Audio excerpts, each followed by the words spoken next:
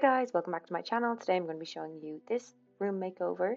So this room is sort of just like a spare sitting room, and it's also where I work from home. So I wanted it to be super cozy, and this was the end result. So let's get into how we achieved this.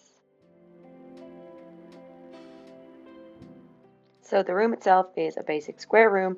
It had laminate floor. The whole house basically had laminate floor, and this was the mood board I came up with. So this gorgeous wallpaper from Little Green, pale pink paneling underneath the dado rail that's already there, and the parquet floor that me and my dad had put in previously. So just to talk you through the flooring, if you want more details on how we achieved this, you can check out my videos. I've got a 3-part series on the parquet floors. It's reclaimed parquet flooring that me and my dad put in. So in the front room specifically, we used teak that my dad had left over from his house, which I loved, and I begged him for what he had left over, and I had enough to do the front room and my hall, because my hall's really small. It was a pain to sand because teak is just hardwood, and it was very, very difficult to sand. Also, we had a pretty dodgy sander in the beginning, so you can see we're not really making much headway here, but the end result was glorious. We also did run out of teak in this room, which worked out well because I ended up doing an oak border, which looks so pretty. You'll see that in a moment.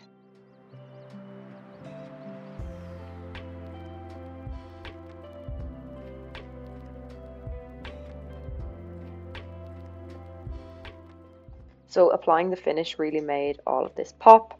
If you want to see what finish we used or what methods we used to achieve this floor, check out, as I said, the 3-part series on my channel, because I honestly cannot remember what products we used, what sandpaper we used, any of that. So go check out the 3-part series on the parquet video to see how we achieved this. It worked out really beautifully. So this room, as you can see, is just a big square. It's a fairly small room, but we're going to make it work. So I ordered some wallpaper samples from Little Green. We also got a couch on adverts, which is like a navy velvet couch. And then I'm just going to get started with the painting. So I got the paint color matched to a lick color. I think it's like pink 03 maybe. I just got a color matched in my local hardware because I didn't have time to go and pick up the actual paint.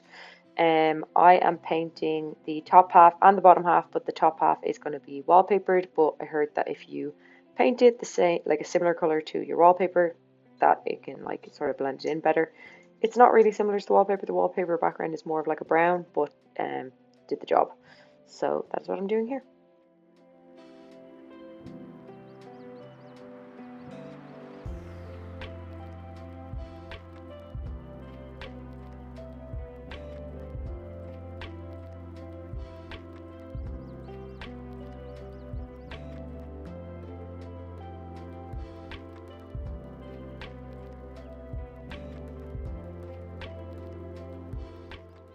Then to do the paneling, I used trim that I got in TJ O'Mahony's, and I just used, you can see it's very professional how I do this. I just used No More Nails or No Nonsense solvent-free adhesive. I find that really good. I've never panelled on walls before, but I had panelled some like wardrobe doors and stuff, so that really helped. But on walls it was a lot trickier because the walls are obviously uneven, so to get them to stick it was difficult, but we got there in the end. I would recommend stronger masking tape than I used, but the paneling ended up looking really good. I was really impressed with myself, and I love how many skills I learned doing this project. So the second skill I learned was wallpapering. I was terrified to do this because, as you can imagine, this wallpaper was not cheap.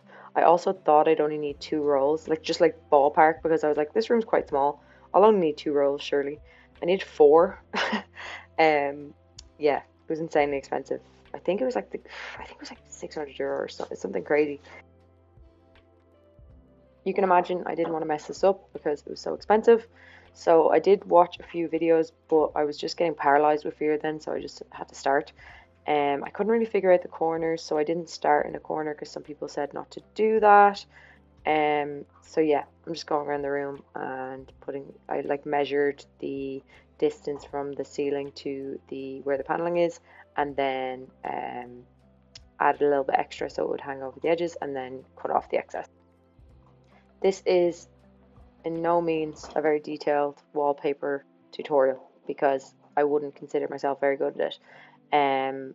But yeah, just check out different videos. I looked at a good few videos and then I got even more nervous because there was about 50 different ways you could do the corners. I ended up doing the corner like a mixture of different ways, but the main way I did it was I'd cut to around the corner, if that makes sense. So like say you've got a few inches to the left of the corner and then I'll cut like an extra inch or two or two around the corner, and then I'd put up that section, and then the part I'd sort of cut off I would match up the pattern then.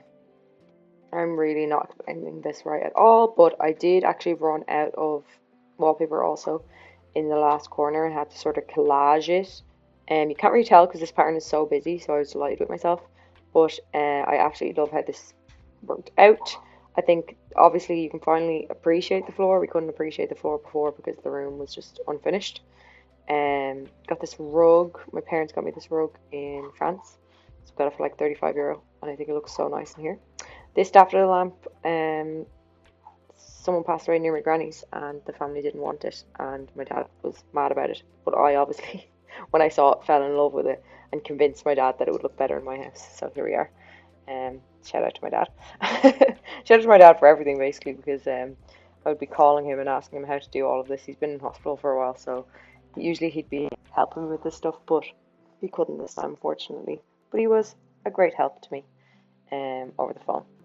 Yeah, I hope you like the end results. I hope you'll subscribe to my channel and check out my other videos, and I'll see you next time.